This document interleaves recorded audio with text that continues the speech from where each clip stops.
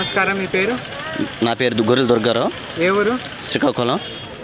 మొన్న జగన్మోహన్ రెడ్డి గారు కొత్త మేనిఫెస్టో రిలీజ్ చేశారు, నవరత్నాలు. ఆ మేనిఫెస్టో మీకు చూసారా? చూసామండి. ఎలా ఉంది ఆ మేనిఫెస్టో? చాలా బాగుందండి. సో మీకు ఏ పథకాలు వస్తున్నాయి? మాకైతే మా పిల్లలకి అమ్మ కూడా వస్తుంది, నాకు ఇల్లు స్థలం వచ్చింది, మా అమ్మగారికి పెన్షన్ వచ్చింది, చేయూత వచ్చింది, రైతు భరోసా కూడా వచ్చింది. మళ్ళీ ఈ పథకాల వల్ల మీరు ఎలా అభివృద్ధి చెందారు? చాలా బాగుందండి.